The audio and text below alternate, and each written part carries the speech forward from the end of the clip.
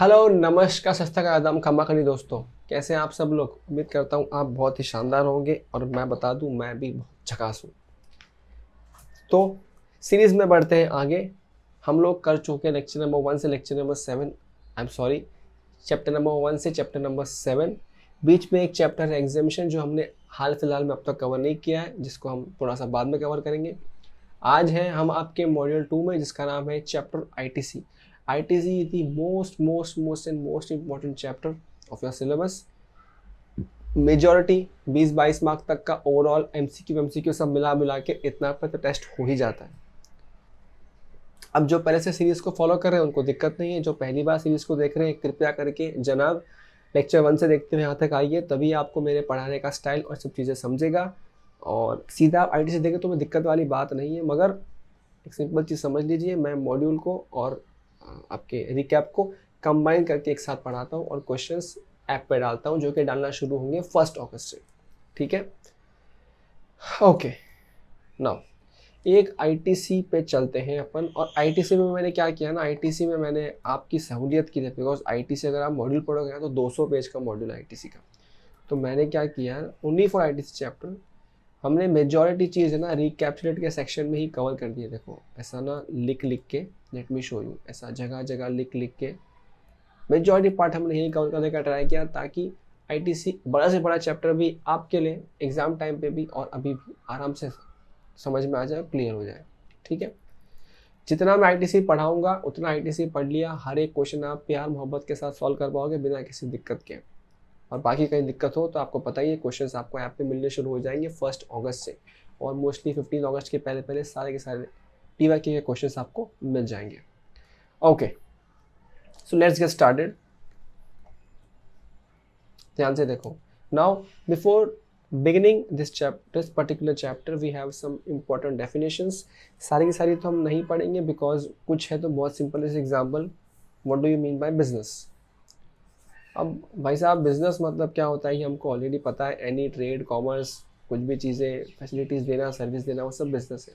तो ये वाली बात मैं नहीं सिखा रहा, जो बहुत सिंपल सी बात है। यहाँ से हम लोग अपनी समझदारी और सूझबूझ के साथ समझना स्टार्ट करते हैं। Examined supply. एग्जाम्ड सप्लाई मतलब क्या होता है। एग्जाम्ड सप्लाई में दो बातें हैं। सबसे पहली बात है उसका मीनिंग, ये इंक्लूड करता है आपका निल रेट ऑफ टैक्स को, यानी कि जिन सप्लाईज में टैक्स है बट निल रेट है, जीरो टैक्स है वो, या फिर ऐसे सप्लाई जो आपको जीएसटी के किसी न किसी सेक्शन से एग्जेम्प्ट कर रखे हैं कि बाबा यहाँ पे जीएसटी नहीं लगेगा, तो वो सारी supplies. Plus non taxable supply, आपको पता होगा जो लेक्चर नंबर 1, जो chapter number 1 introduction to GST, वहाँ पे आप 5 या 6 टोटल आइटम देखते हैं। Alcohol for human consumption, petrol and all those things. तो वो जो 5-6 आइटम्स हैं जिनके ऊपर जीएसटी लगता ही नहीं है, और वो तो जीएसटी के दायरे से ही बाहर है, मतलब जीएसटी के पूरे स्ट्रक्चर से बाहर है हाल फिलहाल में अब तक, तो वो नॉन टैक्सेबल सप्लाई को भी हम क्या कहते हैं, एग्जेम्प्ट सप्लाई कहते हैं। ठीक है। गुड्स, ये गुड्स मतलब क्या, सर्विस मतलब क्या, अब तक हम लोग बहुत बार पढ़ चुके हैं, दोबारा फटफट देख लो। गुड्स मतलब कैपिटल गुड्स भी आ गए, और आपके नॉर्मल जो गुड्स हैं नॉन कैपिटल गुड्स, ठीक है, वो वाले गुड्स भी आ गए। ठीक है, एक है इनपुट सर्विसेज। कैपिटल गुड्स वही है, देखो, जो आप कैपिटलाइज करते हैं, और इनपुट्स जो नॉर्मल गुड्स जो कैपिटलाइज नहीं करते। चाहे कैपिटल गुड्स हो, या आपके नॉर्मल गुड्स हो, या आप जो किसी की सर्विस ले रहे हो वो हो, सभी केस में अगर वो बिजनेस के लिए है तो ही हम आगे उसका आईटीसी लेते हैं, जो कि बात हम आगे करेंगे। थाम के रखिए दिल को, हम आ रहे हैं। आ गए, आ गए, आ गए।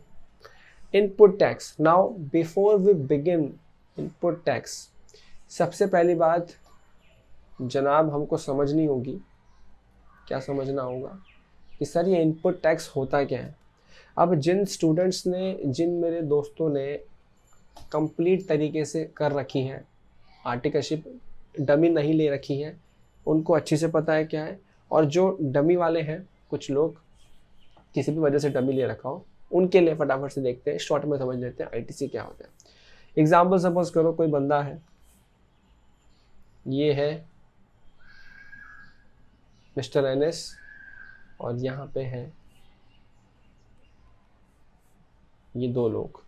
अब देखो यहाँ पे ध्यान से क्या हो रहा है, एनएस ने क्या किया, एनएस ने, इसका नाम ले लेते हैं mister A, let us keep this mister B. एनएस ने क्या किया, एनएस ने मिस्टर ए को कोई गुड्स दिया, ठीक है। जब एनएस ने मिस्टर ए को गुड्स दिया तो उसने 100 रुपये का गुड्स दिया और अपने एग्जाम्पल में मान के चलते हैं कि 10% का जीएसटी है, तो 100 रुपये पे कहने से इन्वॉइस पे 10 रुपये का जीएसटी लगा के 110 रुपये का बिल दे दिया होगा ए को। अब ए क्या करेगा, ए यही सामान बेच देगा किसको, आगे जिसको भी बेचेगा। ए ने ये सामान बेचा, फर्ज करो उसने प्रॉफिट ऐड किया और सामान बेचा है 150 रुपये में सी को।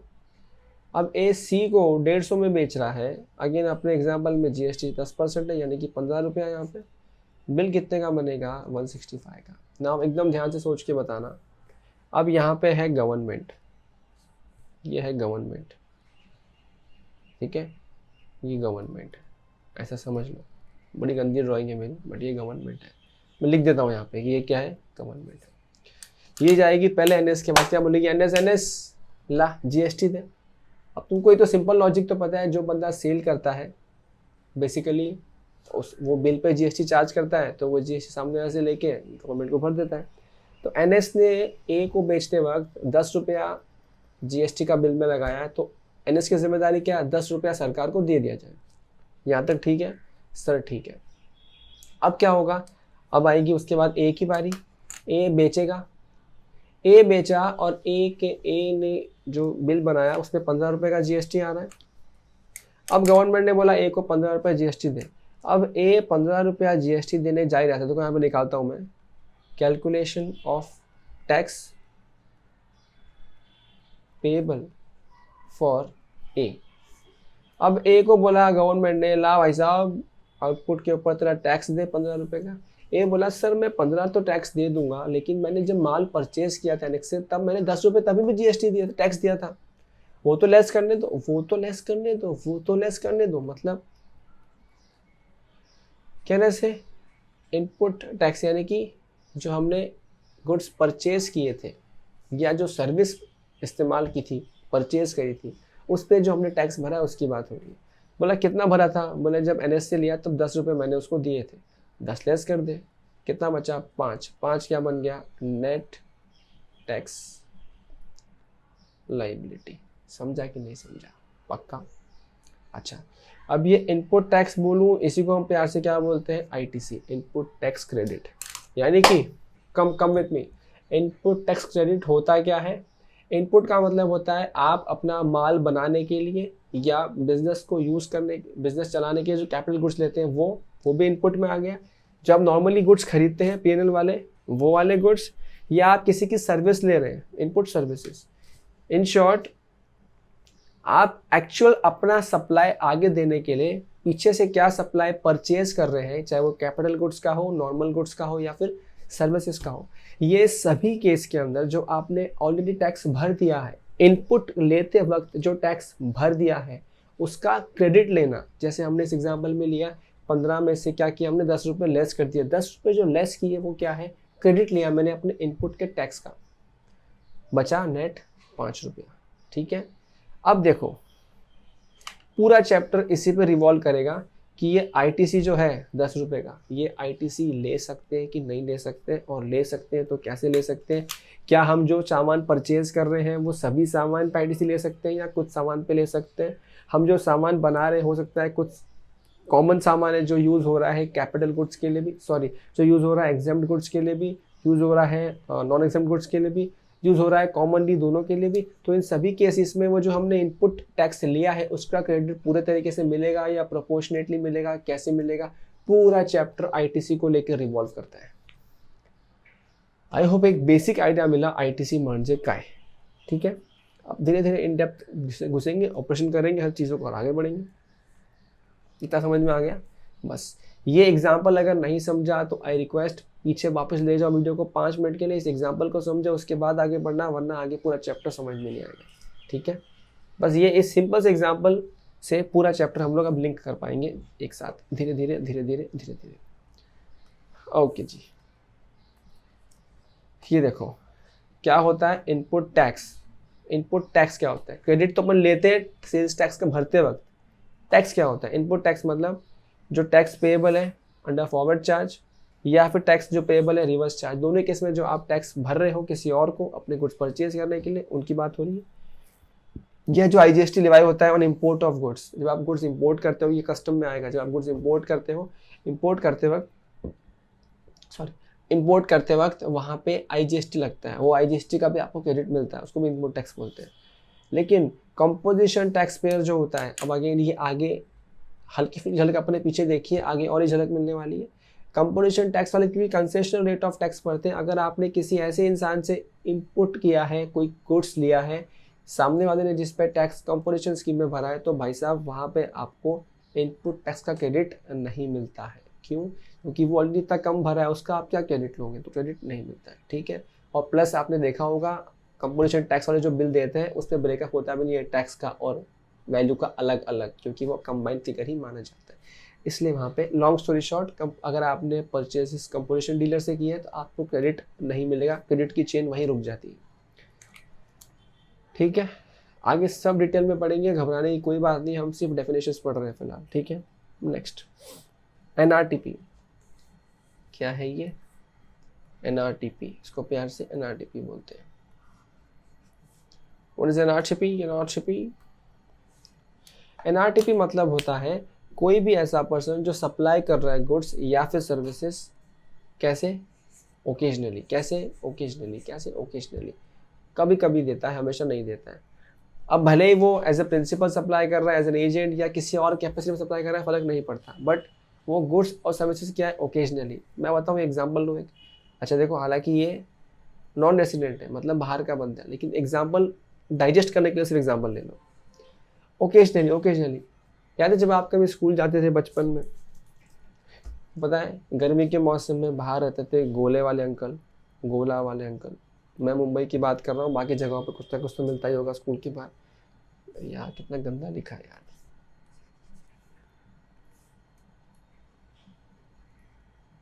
पता है वो गोला वाले अंकल मिलते थे। पता है वो गोले वाले अंकल की खासियत क्या होती थी? गर्मी में 2 महीना आपको गोला बेचते थे, और जैसे ही गर्मी निकल जाती थी, बारिश आती थी, तो फिर वही अंकल आपको पेरू बेचते हुए मिलते थे, कभी भुट्टे बेचते हुए मिलते थे, वही सेम अंकल। फिर वही अंकल जब आगे ठंडी आती थी तो आपको वो चने वने बेचते हुए मिलते थे। तो कहने से वो अंकल चीज़ें ओकेजनली बेचते हैं। ये प्रॉपर एग्जाम्पल मत समझ लेना GST के लिए, सिर्फ आपको याद रखने के लिए समझा रहा हूँ मैं। तो अपने एग्जाम्पल के में मतलब क्या हो जाएगा? एक तो फिरंगी, ठीक है, अपन ऐसा याद करेंगे, फिरंगी बाहर का बंदा प्लस अपना गोला वाला, फिरंगी गोला वाला मतलब कौन? वो ओकेजनली सर्विसेज देता है, और साथ साथ में क्या है, उसका कोई फिक्स प्लेस ऑफ बिजनेस ही नहीं है, या रेसिडेंस कुछ भी नहीं है इंडिया के अंदर। इंडिया में कोई रेसिडेंस फिक्स नहीं है या बिजनेस प्लेस फिक्स नहीं है, वैसा बंदा, ठीक है। जैसे पता है वो नेपाल से लोग आते हैं यहाँ पे इंडिया में आते हैं, रजाई वजाई बेचने के लिए आते हैं, तो यहाँ पे कोई फिक्स प्लेस नहीं उनका, कोई रेंटेड प्लेस भी नहीं है, रेसिडेंस भी नहीं है, कुछ भी नहीं, तो मोस्टली वो लोग भी इस तरह की चीज़ों में आ सकते हैं, ठीक है। नेक्स्ट है इनवर्ट सप्लाई। अब देखो 2 तरह की सप्लाई होती है, ये आपको अब तक पता होना चाहिए बीइंग अ सीए स्टूडेंट। एक inward supply, outward supply. Outward supply वो है जो आप आगे सप्लाई करते हो, मे बी ऑफ गुड्स और ऑफ सर्विसेज। इनवर्ट सप्लाई वो है जो आप सप्लाई लेते हो, may be in form of capital goods, normal goods और सर्विसेज, ठीक है। Means receipt of goods and और सर्विसेज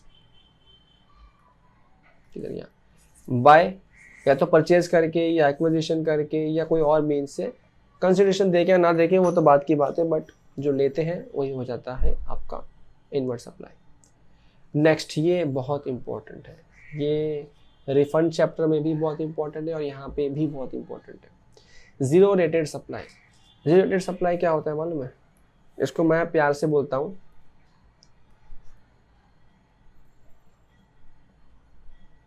वरदान।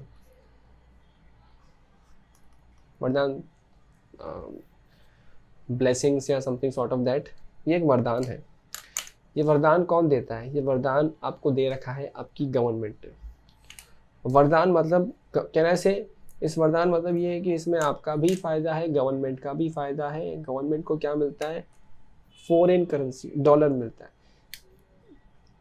और जहाँ डॉलर नहीं मिलता है वहाँ पे गवर्नमेंट कोई एरिया डेवलप कर रही है, इसके लिए उसको फायदा हो रहा है। देखो ध्यान से, पहला है एक्सपोर्ट ऑफ गुड्स एंड और सर्विसेज। एक्सपोर्ट ऑफ गुड्स या फिर सर्विसेज अगर आप एक्सपोर्ट कर रहे हो तो गवर्नमेंट कहता है हम आपको अंदर ले रहे हैं जीरो रेटेड सप्लाई की, या फिर आप सप्लाई कर रहे हो किसी गुड्स का या सर्विसेज का to SEZ developer SEZ unit, आप इनको गुड्स सप्लाई कर रहे हो। अब कई लोग फाइनल तक में आ जाते हैं लेकिन एसईजेड का मतलब फुल फॉर्म पता है लेकिन उसका नाम, उसका एक्चुअल मीनिंग नहीं पता होता है। तो ज़रा सा मैं 2 मिनट आपके बर्बाद करके let me try to make you understand कि एसईजेड एक्चुअली में होता क्या है। फुल फॉर्म सबको पता है of course, special economic zone. अब देखो यहाँ पे होता क्या है, ये इंडिया ही है, ठीक है, ये इंडिया है। इंडिया के अंदर क्या करती है, इंडिया के गवर्नमेंट, जैसे एग्जांपल हमारा मुंबई है, मुंबई के अंदर एक एरिया है शिप्स, ये मुंबई है सपोज करो, प्लीज सपोज करो, चिल्लाना नहीं, डांटना भी नहीं, ये मुंबई है। मुंबई के अंदर एक एरिया है शिप्स, वो जो शिप्स नाम का एरिया है वो गवर्नमेंट ने डिक्लेयर कर दिया एसईजेड कुछ साल पहले। अब सरकार ऐसा करती क्या है, इसके पीछे उनका इंटेंशन क्या है, उनका इंटेंशन बहुत सिंपल है। कोई एक ऐसा एरिया होता है जो बहुत पिछड़ा हुआ होता है और गवर्नमेंट देखती है कि ये एरिया डेवलप नहीं हो रहा है। एक बात बताओ, ऐसे पिछड़े हुए एरिया में अगर गवर्नमेंट, ध्यान से सुनना, अगर पिछड़े हुए एरिया में सपोज आप ले लो, आपकी अच्छी खासी फैक्ट्री है एकदम अच्छे खासी एरिया में जहाँ पे लाइट, पानी, बिजली, वर्कर्स, सब अच्छे फैसिलिटी है। आपको गवर्नमेंट बोलती है कि आपको एक गांव में जाके आपकी फैक्ट्री शिफ्ट करनी है, फैक्ट्री खोलनी है, नई फैक्ट्री आपको गांव में खोलनी है। सोच के बताओ, क्या आप एग्री करोगे गवर्नमेंट की बात? सिर्फ और सिर्फ गवर्नमेंट बोल रही है, एग्री करोगे? नहीं। आप क्या बोलोगे, ठीक है हम जाके खोल लेंगे दूसरे देश, दूसरे रिमोट प्लेस में, ये बताओ हमको क्या फ़ायदा मिलेगा? तो गवर्नमेंट, क्योंकि अपने देख लिया तुरंत कि जो रिमोट प्लेस पे गवर्नमेंट भेजना चाह रही है वहाँ पे लाइट पानी का ठिकाना नहीं है, कभी कभी जनरेटर में के लिए डीजल भी नहीं मिलता है, वहाँ लेबर्स भी मुश्किल से मिलते हैं, तो मेरा क्या फ़ायदा? तो गवर्नमेंट क्या करती है, गवर्नमेंट कुछ स्कीम्स निकालती है कि जो इस एरिया में अपनी फैक्ट्री खोलेगा और इतना इन्वेस्ट करेगा इस लैंड के ऊपर, उसको गवर्नमेंट इतने साल का टैक्स फ्री देगी, या इतने साल का इनकम टैक्स में रिबेट देगी, या इतने साल का जीएसटी का रिबेट देगी। जीएसटी में तो ये था ही नहीं, पहले की बात है, बट मैं आपको सिर्फ एग्जांपल दे रहा हूँ। इस तरह गवर्नमेंट बहुत सारे टैक्स बेनिफिट्स देती है। सब गवर्नमेंट बोल सकती है कि प्रॉपर्टी टैक्स नहीं देना पड़ेगा आपको 5 साल के लिए। इंटेंशन क्या है? इंटेंशन है कि वो एरिया डेवलप हो जाए, लेकिन इससे तो खाली काम नहीं चलेगा। तो अब आदमी चाहता है और बेनिफिट, तो और बेनिफिट में क्या किया, गवर्नमेंट ने उसको दे दिया अंडर जीरो रेटेड सप्लाई। मतलब गवर्नमेंट ने क्या बोल दिया कि अगर अगर अगर अगर कोई भी पर्टिकुलर कंपनी उस एसईजेड में है और वो सप्लाई कर रही है, अब देखो वो सप्लाई, जैसे मुंबई का शिप्स है, अगर वो सप्लाई मुंबई में ही कर रहा है या महाराष्ट्र में कहीं और कर रहा है, वैसे तो वो एक्सपोर्ट नहीं है, लेकिन गवर्नमेंट उसको फिर भी एक्सपोर्ट मान लेती है। कैसे? उसका नाम क्या दिया गया, जीरो रेटेड सप्लाई। और एक्सपोर्ट मान लिया मतलब फॉरेन करेंसी वाला जो बेनिफिट इनको मिलता है वो बेनिफिट इनको भी मिल जाता है। ठीक है, तो ये है आपका SEZ। इससे ज़्यादा सीए फाइनल लेवल पर समझाना पॉसिबल नहीं। अगेन फिर कुछ जानना हो, सीखना हो, समझना हो तो टेलीग्राम पे आ जाइए, वहाँ बात करेंगे, दिक्कत वाली कौन बात नहीं है। चलिए चलते हैं, अब आए हम मेन चैप्टर पे। Provisions of section 16 relating to eligibility and conditions for taking ITC, read with relevant rules that are summarized below. सबसे पहली बात, registered person to take credit of tax paid on inward, ये देखो ना, tax paid on inward supplies of goods or services, मतलब कहना से वही इनपुट टैक्स की बात कर रहा है, इनपुट टैक्स की बात कर रहा है। सबसे पहली बात, अगर आपको आईटीसी क्लेम करना है तो you should be registered, simple सी कहानी है, आप वरना किस आईटीसी क्लेम करोगे। सेकेंड चीज़, वो जो आपने सामान परचेज किया है, वो जो गुड्स या सर्विस परचेज किया है, वो या तो यूज़ कर लिया या आपका इंटेंशन है, क्या इंटेंशन है कि आप उसको किसके लिए यूज़ करोगे, बिजनेस के लिए, इन द कोर्स और in the furtherance of business के लिए ही इस्तेमाल करोगे। इसका मतलब, रुको ना, तुरंत क्या समझ में आता है कि अगर आप कोई गुड्स परचेज किया है और वो पर्सनल पर्पस के लिए यूज़ कर रहे हो, यानी कि नॉन बिजनेस पर्पस के लिए, तो आईटीसी मिलेगा कि नहीं मिलेगा? आंसर इज आईटीसी नहीं मिलेगा। ये फर्स्ट चीज़ आपको समझ में यहीं पे आ जानी चाहिए। नेक्स्ट चलते हैं। मेजर 4 कंडीशन आपको चेक करनी है आईटीसी क्लेम करने के पहले। फॉलोइंग 4 कंडीशन, अगर ये चारों कंडीशन सेटिस्फाइड होगी 1 2 3 4 तभी आप आईटीसी क्लेम कर सकते हो। देखो जो पहले बताया वो तो प्री कंडीशन है, you should be registered, along with that the purpose of using those particular assets, the purpose should be for या intended to be used in the course or the furtherance of business. Apart from both of this, you need to satisfy 4 conditions, 4 main conditions in order to ensure that you can claim your ITC. Now coming forward, condition number 1, he has furnished return under section 39. सीधी सादी बात है, return भरोगे तभी तो ITC claim कर पाओगे ना, तो return भरना compulsory, simple condition. Condition number 2, tax on such supply has been paid either in or by, या तो कैश से या तो यूटिलाइजेशन ऑफ आईटीसी से। अब ये देखो टैक्स है ना, टैक्स वो टैक्स भरा हुआ होना चाहिए उस सप्लाई के ऊपर। देखो अपन जब पता है गवर्नमेंट को बोल रहे थे हम लोग 15 तुम मांग रहे हो 10 तो हमने भरा हुआ है, तो सच में भरा हुआ तो होना चाहिए किसी का वो 10 रुपये, ठीक है, उसी की बात होगी। नेक्स्ट है he has received goods and और सर्विसेज, ये बहुत इंपॉर्टेंट है। आपने कोई गुड्स परचेज किया, उसका बिल लेके आ गए, अब तक आपके पास सामान नहीं आया, जब तक आपके पास सामान नहीं आया तब तक आप उसका आईटीसी क्लेम कर सकते नहीं हो, ठीक है। इसका मतलब अगर रिटर्न भर भी रहे हो, टैक्स पेमेंट सामने वाले का हो भी गया है, उसके बाद भी अगर आपके पास गुड्स आपके गोडाउन में आपके फैक्ट्री में नहीं आया है, तो जब तक गुड्स नहीं आएगा तब तक आईटीसी क्लेम कर सकते नहीं हो। ये एमसीक्यू में टेस्ट होता है। ओके आगे देखो, गुड्स डिलीवर्ड और services provided to third person, ये देखो ये क्या है ना, ये bill to ship to model है, bill to ship to model. ये bill to ship to model अगर है तो यहाँ पे इस कंडीशन को थोड़ा सा डिफरेंट स्टाइल से देखते हैं। फॉर एग्जांपल एक है ए, एक है बी, आई रिपीट एक है बी। ए ने क्या बोला, ए सामान सप्लाई करने वाला है, गुड सप्लाई करता है, बी को सामान चाहिए था लेकिन बी को सामान खुद नहीं चाहिए था, बी को वो सामान सी को बेचना था। तो बी ने क्या बोला, बी ने ए को फोन किया कि ए मुझे XYZ नाम का सामान दे दे। ए ने कहा ठीक है मैं भेजता हूँ तेरी फैक्ट्री में। इससे बोला नहीं नहीं नहीं नहीं नहीं नहीं नहीं नहीं नहीं मुझे मत भेज, सीधा सी को भेज दे। अब ध्यान से सुनो, रजिस्टर्ड पर्सन यहाँ पे 2 हैं हमारे ट्रांजेक्शन में। ये कौन है, सेलर, ए सेलर है, बी बायर है, और सी कौन है, सी बी का बायर है, ठीक है। अब देखो यहाँ पे होगा क्या, क्या ये बंदा सी को जानता है, नहीं जानता। ये किसको माल बेच रहा है, बी को। बस बी ने खाली बोला है कि माल मुझे ही बेच, पैसे तुझे मैं दूंगा, लेकिन सामान सी को पहुंचा दे। इसे कहते हैं bill to ship to model. A bill बनाएगा बी के नाम पे, लेकिन किसको सामान शिप करेगा, सी को। किसको करेगा, सी को। अगर ए ने बी को बिल बनाया है तो बी टैक्स भरेगा जब बी सामान सी को बेचेगा। जब बी टैक्स भरेगा तो बी के ऊपर आप लगा दोगे कंडीशन, क्या बोलोगे बी को कि बी तेरे पास सामान रिसीव हुआ क्या, नहीं हुआ तो आईटीसी क्लेम मत कर। तो ऐसे केस पे गवर्नमेंट ने बोला है, हमको समझते हैं हम बेवकूफ़ नहीं, गवर्नमेंट ने क्या बोला, ऐसा bill to ship to model के अंदर अगर वो थर्ड पर्सन को भी अगर सामान शिफ्ट हो गया है तो हम मान लेंगे कि ये कंडीशन नंबर 3 सेटिस्फाइड हो गई है। हमारे इस एग्जाम्पल में ए ने सामान बी को बेचा, लेकिन अगर ए का वो सामान जो बी को बेचा है वो बी के कहने के मुताबिक उसने सी तक पहुंचा दिया है, तो अगर सी तक पहुंच गया है तो मतलब बी की जो कंडीशन सेटिस्फाई हो गई और बी अब चाहे तो क्लेम आईटीसी का ले सकता है, ठीक है।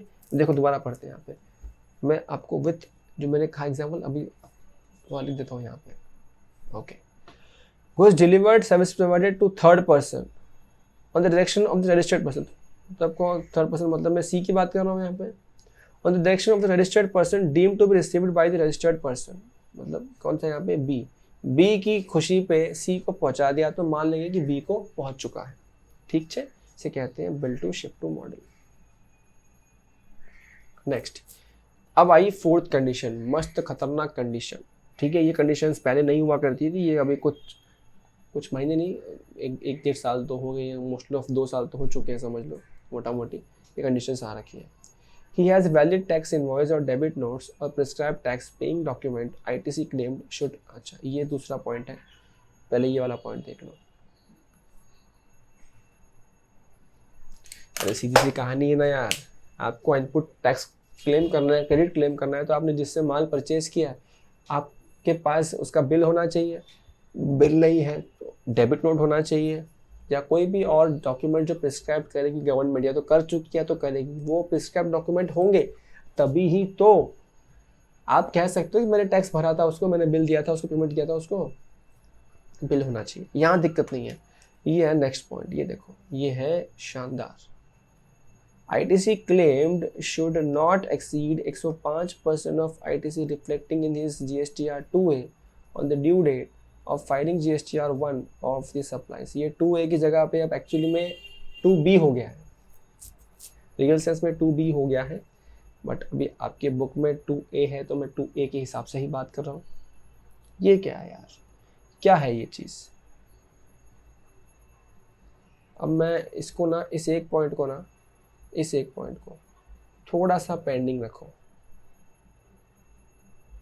क्योंकि अगर मैं अभी समझाऊंगा ना, क्योंकि अभी आपको पता ही नहीं है इन एलिजिबल ITC क्या होता है, ब्लॉक क्रेडिट क्या होता है, तो अगर मैं अभी समझाने जाऊंगा तो शायद पूरी तरह समझा नहीं पाऊंगा इस पॉइंट को होल्ड करो। फिलहाल सिर्फ इतना समझ के रखो, जैसे आपको पता है सब लोग GSTR 1 भरते हैं सेल्स के लिए, तो आपने जिससे परचेज किया है तो उसने अपना GSTR 1 भरा होगा, तो जब वो GSTR 1 भरता है तो वो आपके 2A में दिखता है, तो जो आपके 2A में दिखना चाहिए उसका भेजा हुआ, उसका सेल किया हुआ, यानी कि सब कंडीशंस के बाद ये वाला पॉइंट भी मीट करना चाहिए, वरना आप क्रेडिट क्लेम नहीं कर सकते। अब इसके ऊपर कुछ और बातें हैं कि कुछ बिल्स अगर नहीं भी आते हैं 2A में तो उसका आप कितना % क्लेम कर सकते हो, वो 105% है, वो आगे हम सीखेंगे। या तो सम्स की तरफ तब प्रॉपर सीख पाएंगे, या जब पूरा का पूरा ITC पढ़ा दूंगा, जब आपको पता होगा सब नॉर्म्स टर्म्स, उसके बाद हम लोग इस पॉइंट पे चर्चा कर पाएंगे। तब तक के लिए इस पॉइंट को होल्ड करना पड़ेगा। ओके, नेक्स्ट देखो यहाँ पे, अब इसी से मिलती जुलती कुछ कंडीशंस और रूल्स। सबसे पहली बात, गुड्स रिसीव्ड इन लॉट्स। अगर आप गुड्स लॉट्स में रिसीव कर रहे हो, अभी हमें पता ना, हम टोटल 100 क्वांटिटी मंगाया है, तो पहले उसने 20 भेजा, फिर 20 भेजा, फिर 20 भेजा, फिर लास्ट में 40 भेजा, तो जब आपका आखिरी लॉट आएगा ना, तब मानेंगे कि आपको गुड्स रिसीव हो गए और उसके बाद ही आप ITC क्लेम कर सकते हो। ये वाला पॉइंट भी MCQ में आ चुका है, और पहले भी और आगे भी आता रहेगा। अब नेक्स्ट पार्ट, अगर डेप्रिसिएशन आपने क्लेम कर लिया on tax component, ITC allow नहीं होगा। अरे बाबा, सिंपल सी कहानी है, देखो यहाँ से तो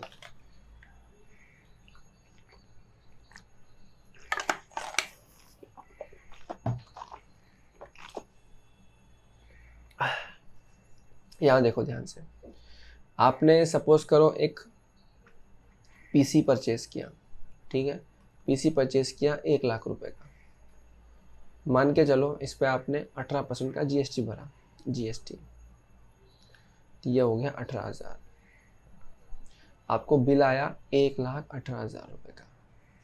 तो आइडियली होता क्या है, आइडियली जो ये 1 लाख है ये होता है कैपिटलाइज्ड, और ये जाता है आपके एसेट में।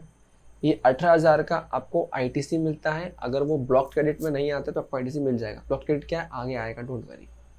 फिलहाल मान लो ये अच्छा ITC है, ये आपको मिल गया, ठीक है, इस तरह से काम होता है।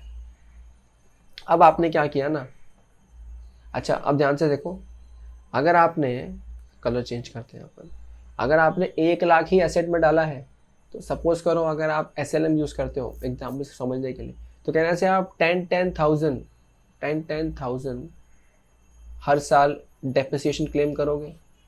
मतलब आपको 1,18,000 पूरा लेस करने मिल रहा है आपके स्टेटमेंट में। कैसे? 1 लाख को आप लेस कर रहे हो हर साल 10,000 करके, और 18,000 आपने ऐसा ITC क्लेम कर लिया, तो आपका काम हो गया। कभी कभी क्या करते हैं कुछ लोग, क्या करते हैं, यही बिल उनके पास भी, उन्होंने क्या किया, उन्होंने पूरा का पूरा, क्या मैं बता रहा हूँ, और क्या करते हैं, पूरा का पूरा 1,18,000 इसको डाल देते हैं एसेट में। अब इससे होगा क्या, अगर आपने 1,18,000 पूरा का पूरा एसेट में डाल दिया, तो यानी कि आप डिवाइड बाय जब 10 करोगे तो आपका डेप्ट जाएगा 11,800। मतलब कहने से आपने टैक्स कंपोनेंट को भी ऐड कर दिया आपके एसेट में, और आप टैक्स कंपोनेंट के ऊपर भी अब डेप्रिसिएशन क्लेम कर रहे हो पूरे 18 के ऊपर। तो अब आप 11,800 आप हर साल डेप्रिसिएशन लोगे। मतलब ऐसे केस में गवर्नमेंट, देखो लॉजिकल भी है ना, अगर आपने टैक्स कंपोनेंट को ऐसे डेप्रिसिएशन क्लेम कर रहे हो हर साल PNL में, तो you can not say to government ना, देख I will keep laddoo in both the hands, ऐसा तो पॉसिबल नहीं है। तो गवर्नमेंट ने बोल दिया अगर आपने डेप्रिसिएशन क्लेम कर लिया उस टैक्स कंपोनेंट का भी, यानी कि 11,800 कर लिया आपने अगर, तो फिर आपको इस एसेट का जो ये 18,000 का आईटीसी है वो अलग से आईटीसी नहीं मिलेगा, क्योंकि आपने पहले ही मजे ले रहे हो आप डेप्रिसिएशन के अंदर। तो इन शॉर्ट, अगर आपने डेप्रिसिएशन क्लेम नहीं किया है तो आपको उस एसेट का आईटीसी मिल जाएगा, और अगर कर लिया है टैक्स कंपोनेंट का आईटीसी भी क्लेम कर लिया है तो उस केस में क्या हो रहा है आज, वापस फटाफट सुन लो खाली क्या बोल रहा था मैं। देखो जो नॉर्मल जो बेसिक कॉस्ट है एसेट का, उस पर तो आईटीसी क्लेम करना आप उस पर तो डेप्री क्लेम करना आपका अधिकार है, करो। लेकिन अगर आपने टैक्स कंपोनेंट को भी उसमें ऐड करके पूरे को एसेट बना के पूरे पे आईटीसी क्लेम कर लिया तो ये आपके अधिकार से बाहर जा रहे हो, जाना है जाओ, कोई दिक्कत नहीं है। अब 18,000 आईटीसी क्लेम करने की जरूरत नहीं है, ये यहाँ पे लिखा है। ओके, ये देखो नेक्स्ट क्या है, टाइम लिमिट फॉर अवेलिंग। ये भले ही देखो मैंने बताया था ना पहले, मैं भले ही आपको पढ़ा रहा हूँ रिकैप सेक्शन से, मगर मैं तो 200 पेज पूरा पढ़ के आया हूँ ना पढ़ाने के लिए, इसलिए हम हर पॉइंट पे इन डेप्थ बात करने के लायक हैं और आप भी समझने के लायक हैं। यहाँ देखो ध्यान से, ओके।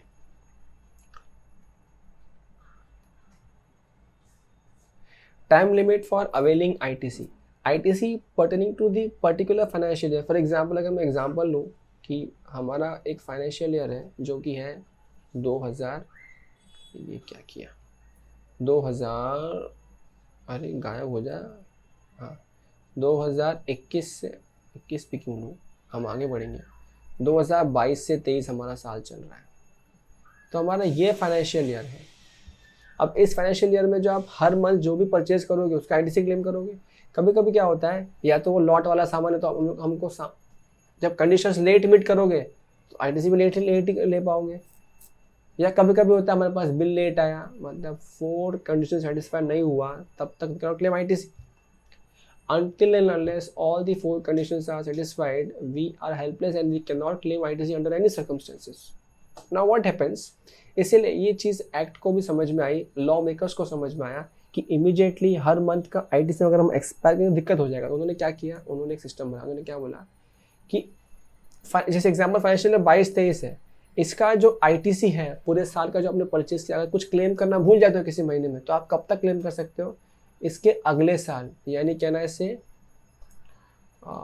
फाइनेंशियल ईयर 23-24 को मैं लिखता हूँ अलग तरीके से, let me write with date. ये आपका अगला साल 1 अप्रैल 23 से 31 मार्च 24, ठीक है। तो बोला आपका जिस साल का आईटीसी ना आप अगर नहीं क्लेम करते तो अगले साल के सितंबर के रिटर्न के पहले, सितंबर का रिटर्न, ये मैं बताता हूँ, ये है सितंबर 23 ऑफ कोर्स, सितंबर 23 का रिटर्न की due date, let me write here, इसका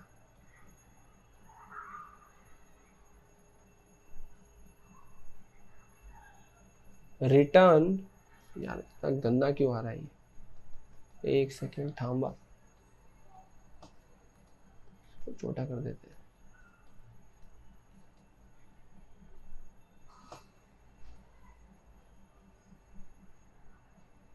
इसका रिटर्न ड्यू डेट या फिर अपने फाइनेंशियल ईयर 22-23 का, या फिर 22-23 का ये क्या बोलते हैं इसको, एनुअल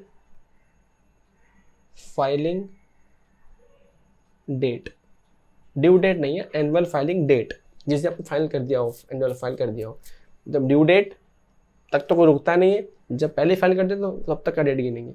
तो बोला जिस फाइनेंशियल ईयर का आप आईटीसी क्लेम करना चाहते हो, अगर नहीं कर पाए तो उसके अगले फाइनेंशियल ईयर के सितंबर मंथ के रिटर्न की ड्यू डेट या उसी फाइनेंशियल ईयर का एनुअल फाइलिंग का डेट तक का, जिस विच एवर इज अर्लियर का जो टाइम है ना, कुठे गेला विच एवर इज, अरे तुम समझ गए ना, बस ठीक है। विच एवर इज अर्लियर का जो डेट होगा ना, उस दिन तक आप पिछले फाइनेंशियल ईयर का आईटीसी क्लेम कर सकते हो। अब ये कैसे करते हैं, ये पूरा मैकेनिज्म हम रिटर्न्स जब प्रैक्टिकली ऑफिस में करते होंगे आप, तब आप देख पाते होंगे, या आप हमारे ऑफिस में आते हैं तो यहाँ पे देख सकते हैं। ये यहाँ पे तो इतना ही बताया जा सकता है इस पॉइंट के ऊपर।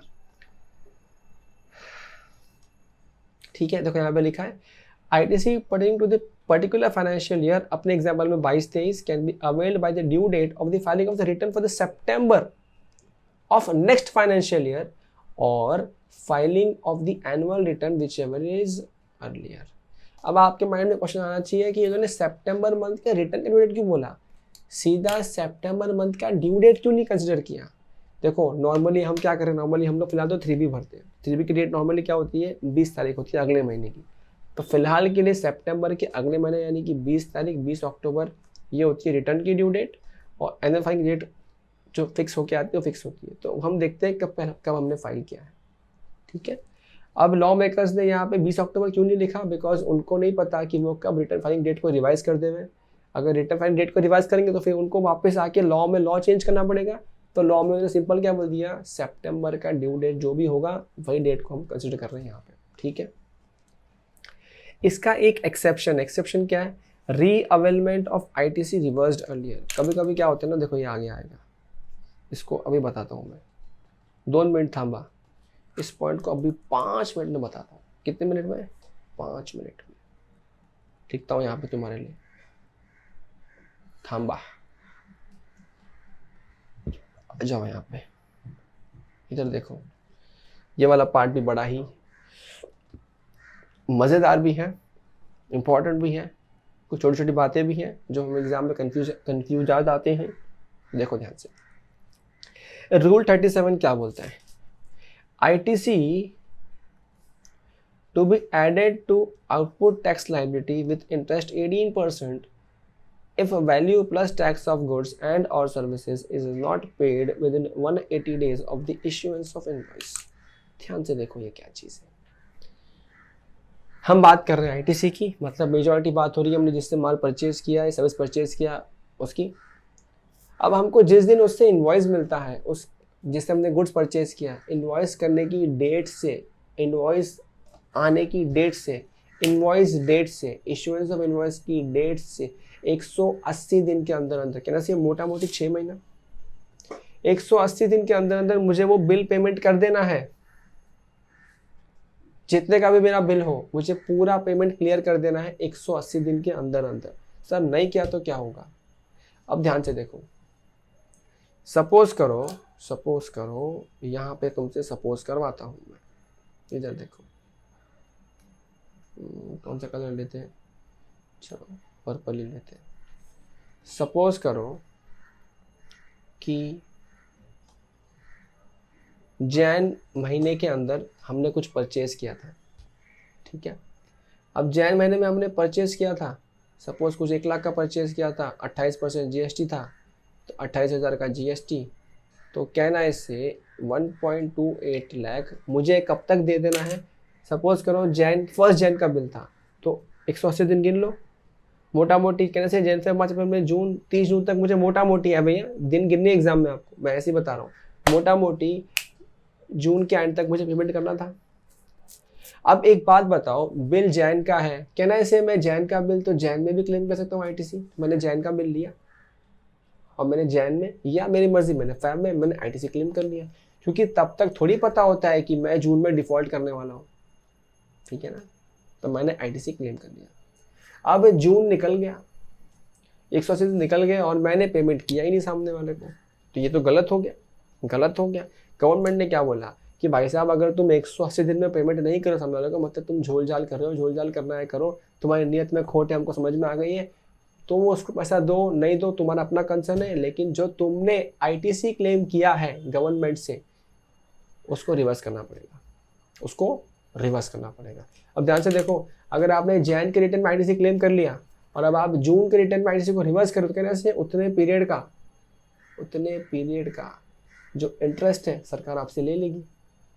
क्योंकि आपने 6 महीने पहले अगर आपने उसका आईटीसी लिया ही नहीं होता तब तो सरकार का पेट नहीं दुखता, लेकिन आपने आईटीसी ले लिया, सरकार के मज़े ले लिए, अब सरकार आपके मज़े लेगी, 18% पर एनम पे इंटरेस्ट चार्ज करेगी।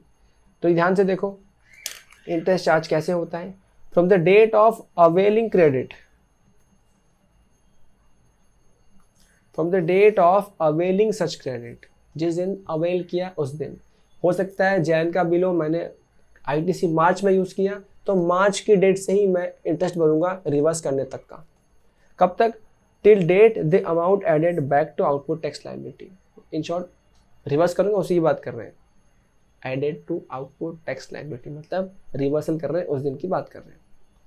ठीक है, तो जिस दिन आपने अवेल किया उस दिन से लेके जिस दिन रिवर्स किया उतना इंटरेस्ट आपको देना पड़ेगा। सर इंटरेस्ट कितना है?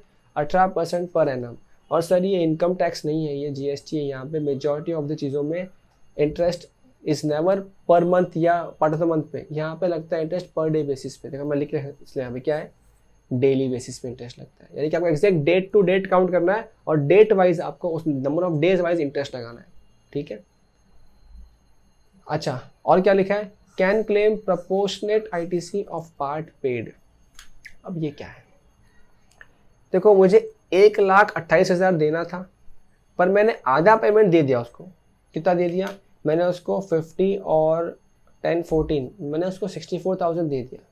तो कह रहे हैं 64,000 के लिए तो मेरी नीयत साफ। तो 64,000 में कितना जीएसटी होगा? 14,000। तो मैंने क्लेम कितना कर लिया होगा आईटीसी? 28,000। लेकिन जब 14,000 ऑलरेडी मैं भर चुका हूँ, पेमेंट हाफ पेमेंट कर चुका हूँ, तो अब मुझे सिर्फ 14,000 ही रिवर्स करना है आईटीसी का। ये इसी की बात कर रहा है कि जो प्रपोर्शनेट आईटीसी आप क्लेम कर सकते हो जो आपने पार्ट पेमेंट कर दिया उसका। ठीक है, अच्छा अब देखो तुरंत यहाँ पे आओ, पहले इस एग्जाम्पल देखते हैं। Example 7 on page 8.23। इधर देखो एग्जाम्पल, इधर देखो। Due to quality dispute PZP Limited withheld payment on a machine supplied by a vendor till it could be rectified। उसको तकलीफ लग रहा है मशीन में तो उसने कुछ पेमेंट विथहोल्ड कर दिया, रिटेंशन कर दिया।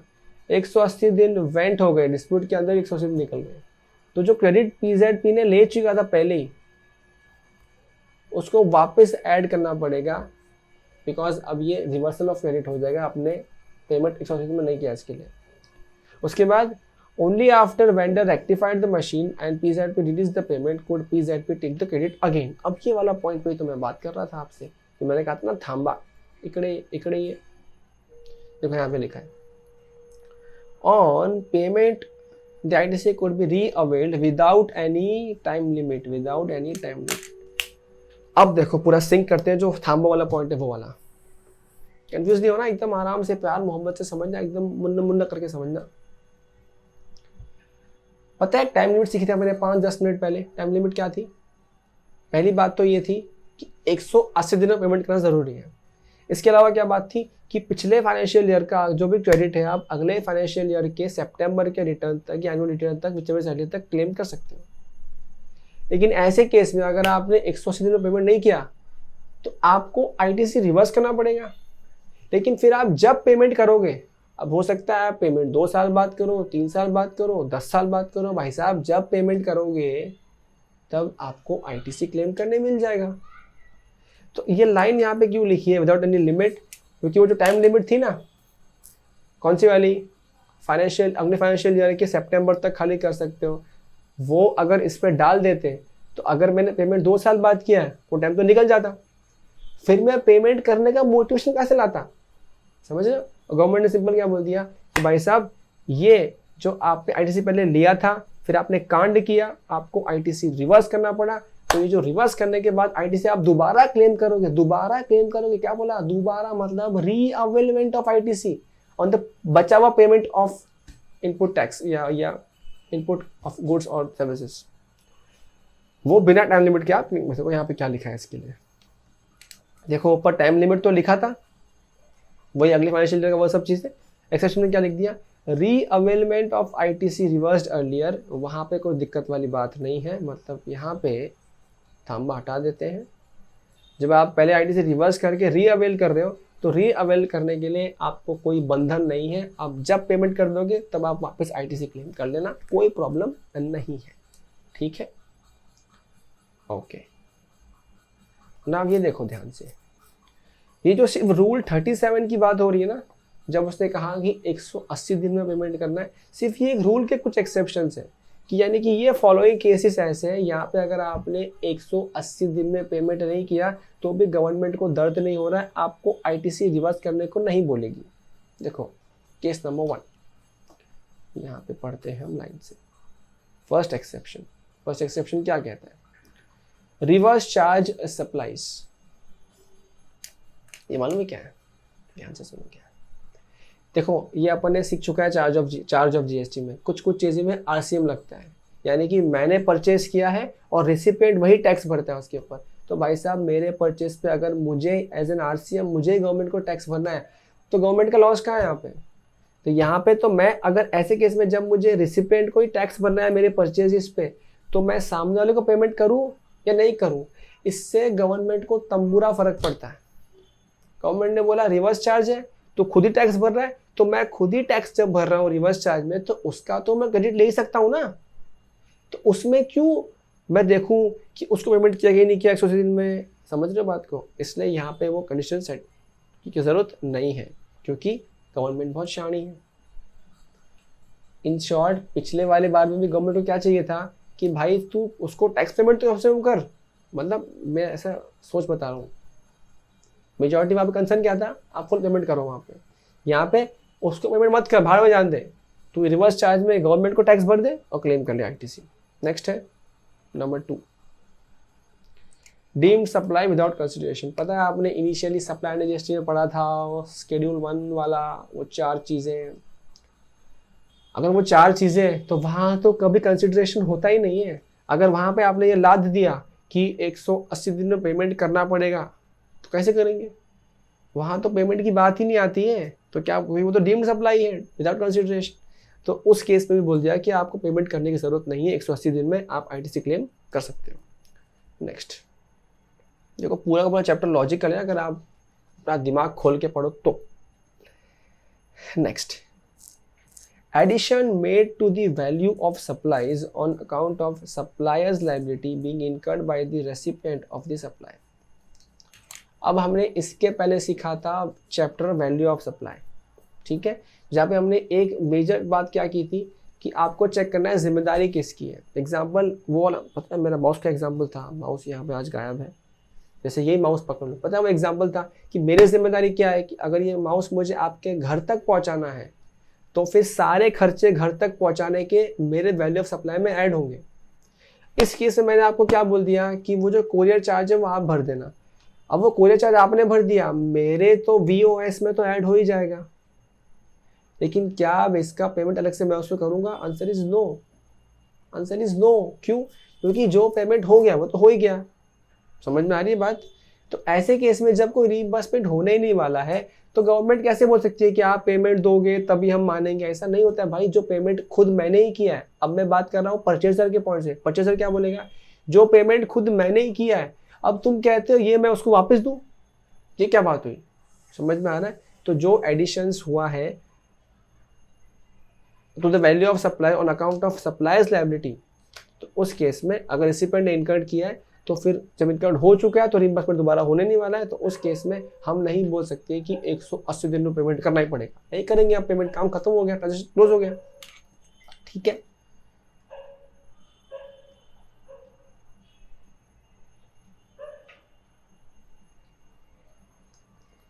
ओके। एक सेकेंड, कितना लंबा लेक्चर हुआ है ये अभी तक? As of this time lecture हो चुका है रिकॉर्ड 50 मिनट के आसपास का। अब हम अगर आगे बढ़ते हैं तो ए बी सी और डी ये पॉइंट पे जाएंगे, फिर आएगा ब्लॉक क्रेडिट वाला पॉइंट और ये लास्ट वाला ये वाला पॉइंट।